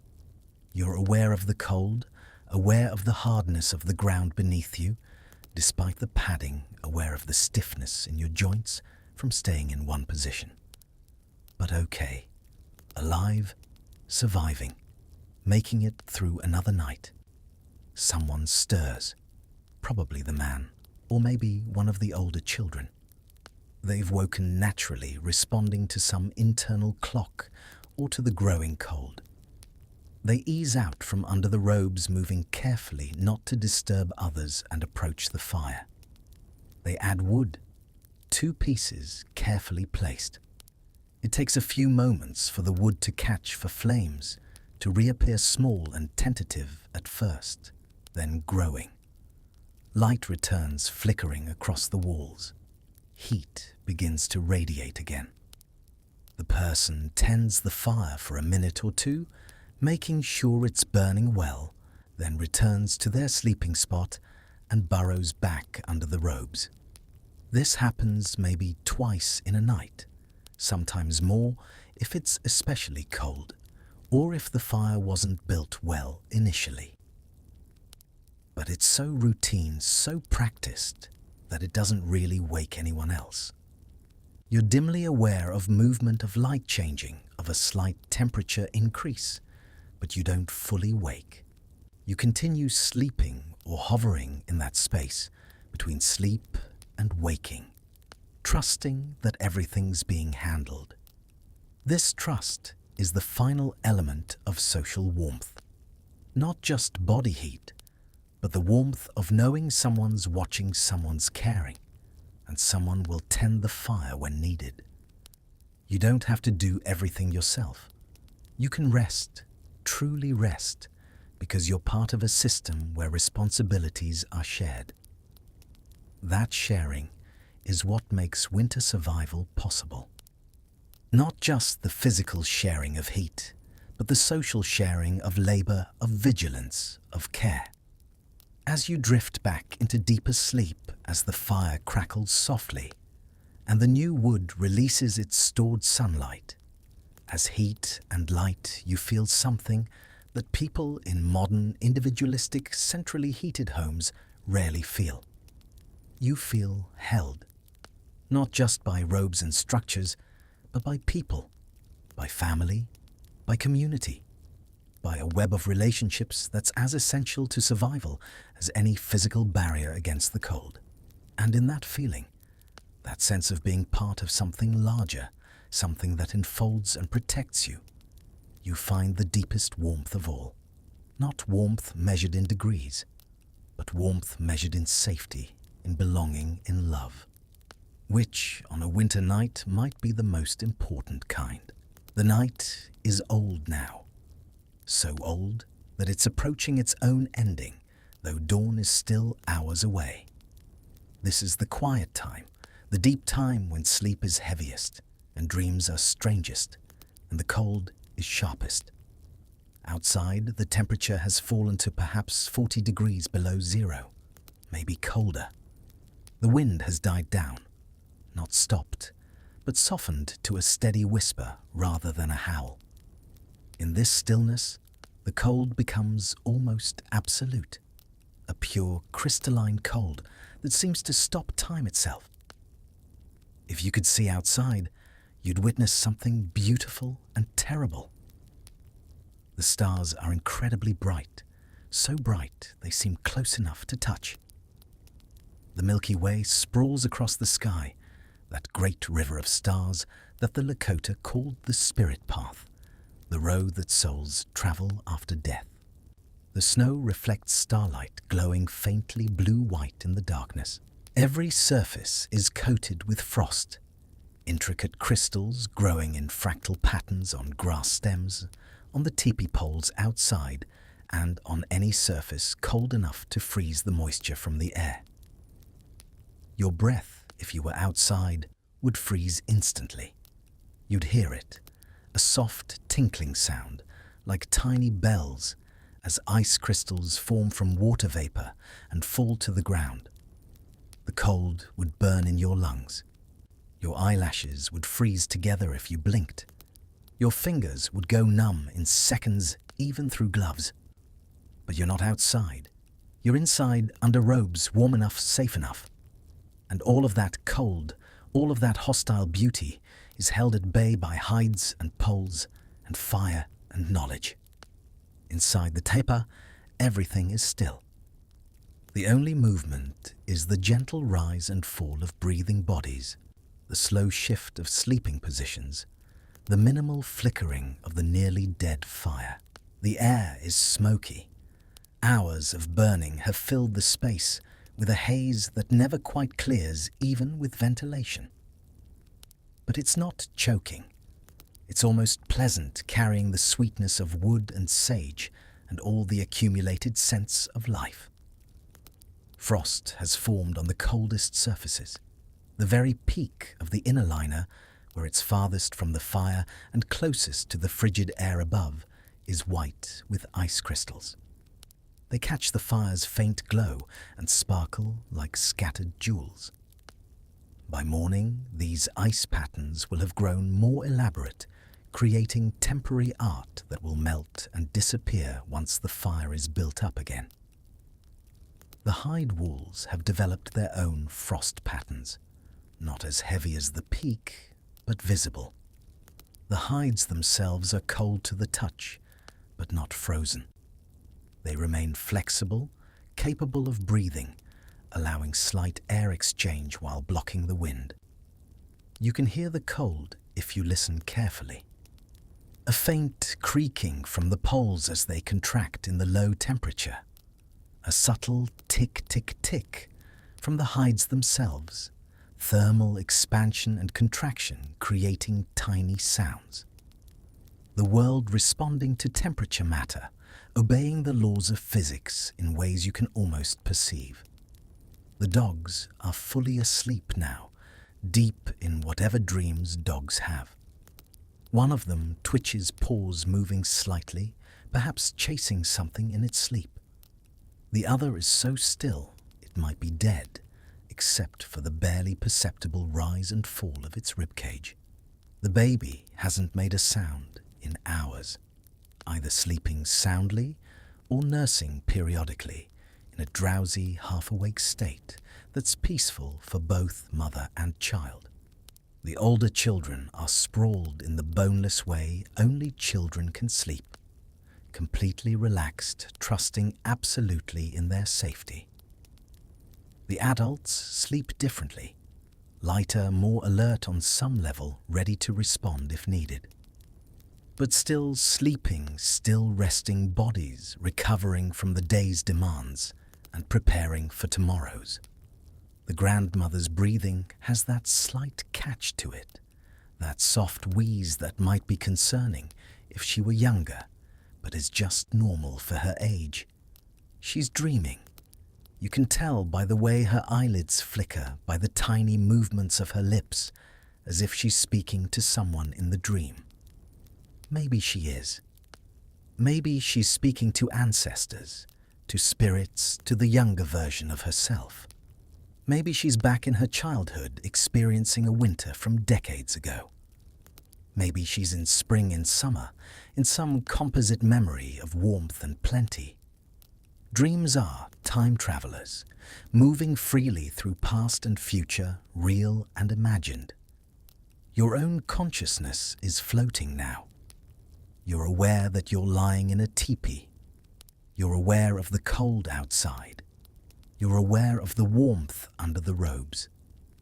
But these awarenesses are distant, muffled, coming from far away. Your body has entered the deepest phase of sleep, delta wave sleep, where growth and repair happen, where memories consolidate, and where the body does its most important maintenance work. Your heartbeat has slowed. Your breathing has become deep and regular. Your core temperature has dropped slightly, the body's natural nighttime rhythm conserving energy by running cooler. But not too cool. The robes and the proximity of other bodies keep you in the safe zone, where sleep is restorative rather than dangerous. Time behaves strangely in this state. Minutes might pass, or hours. You have no way of knowing. There's no anxiety about it. No checking of clocks, no worry about oversleeping or missing obligations. There's only the present moment extended infinitely a now that contains nothing but rest. Occasionally, some small sound or sensation brings you closer to waking. A log shifts in the fire. Someone nearby exhaled sharply. A dog whimpers softly. But these disturbances don't break sleep. They're incorporated into it, woven into whatever dreams are happening, given meaning in the logic of the sleeping mind. Outside, the night continues its patient work. The cold deepens by fractions of degrees. The stars wheel slowly across the sky, their positions shifting in ways humans tracked for navigation, for calendars, for stories.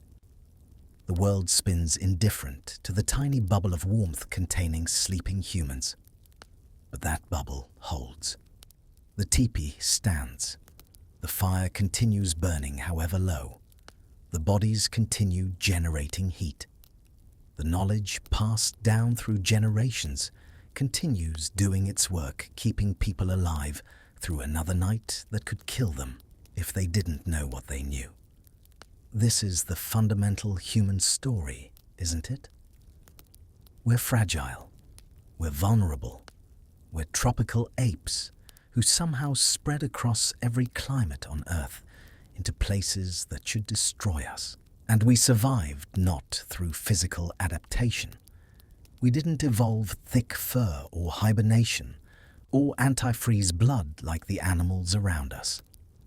We survived through knowledge, through learning, through cooperation, through building structures and telling stories and passing information from generation to generation, until the accumulated wisdom became powerful enough to let us sleep peacefully in the teeth of winter. The teepee is knowledge made physical. The sleeping arrangement is cooperation made visible. The stories and rituals are information passed through time. All of it working together, a human solution to an inhuman problem. And it works. Here you are, sleeping soundly, while outside is death. Inside is life. The boundary between them is knowledge, and that knowledge holds. As dawn approaches, still distant, still hours away, but approaching inevitably, there's a sense of completion. The night has been survived. Again. As it has been survived countless times before. As it will be survived countless times in the future, as long as the knowledge persists, as long as people remember how to build fires and arrange sleeping robes and position tipis away from the wind. You're part of an unbroken chain stretching back thousands of years. Every person who ever slept through a winter night and woke to see morning is your ancestor in knowledge, if not in blood. Every person who will sleep through winter nights in the future is your heir. This moment, you here now sleeping under buffalo robes in a tipi on the frozen plains, is timeless. It happened 10,000 years ago. It's happening now. It will happen again. The details change. Different people, different places, different specific techniques. But the essence remains. Humans sleeping together, keeping each other warm, passing knowledge forward, surviving. And in this timeless moment, in this eternal now, you are deeply, completely, safely asleep. The cold cannot reach you. The wind cannot touch you. The darkness cannot harm you. You are held by knowledge, by family, by the accumulated care of generations. You are warm enough. You are safe enough. You are simply enough. Sleep now. Dream of spring if you want, or dream of nothing at all. The night is long, but morning comes. Morning always comes. And you will be there to see it. The first pale light of dawn is touching the smoke hole. Not bright, just the faintest suggestion that somewhere beyond the walls the sun is preparing to rise. Inside, people are beginning to stir. Not fully awake yet, but moving from deep sleep to lighter sleep, to that drowsy in-between state where you're aware of your body but not quite ready to move it. The fire is almost out, just a handful of coals still glowing. Someone will need to rebuild it soon. But for now, in this moment, everyone is still under robes, still warm, still resting. You've survived another night, made it through the coldest hours, seen dawn approach. It's a victory, small but real. In a few minutes, someone will rise and begin the morning tasks. They'll build up the fire. They'll check on the horses. They'll begin preparing food. Life will resume its daily rhythm. But not yet. For now, there's just this warmth safety family and the quiet satisfaction of having survived what needed surviving. This is how Native Americans slept in winter tents without freezing. Not through one single trick or technique, but through dozens of small pieces of knowledge fitted together into a system that worked. Through structures engineered over generations. Through social arrangements that shared warmth and responsibility. Through beliefs that provided hope and meaning. Through knowledge passed down, tested, proven, and passed down again. They survived because they understood that survival wasn't about conquering winter, but about living with it. About accepting the cold's reality while creating pockets of warmth. About being flexible, adaptable, resourceful. About taking care of each other. And now you know their winter survival skills. Not just intellectually, but viscerally. You've felt it. You've lived it at least for one night. You've experienced what it meant to sleep in winter tents when sleeping meant surviving. I hope this journey has been restful for you. I hope you found some peace, some calm, some escape from whatever brought you here tonight. And I hope maybe you've gained a little appreciation for the ingenuity and resilience of the people who lived these experiences, not once, but every winter, every year for generations beyond counting. Thank you for listening. Thank you for being here. And good night, or good morning, wherever you are in the world. Sleep well, stay warm, and remember you're part of that unbroken chain too. The knowledge continues, the story goes on, and you're part of it.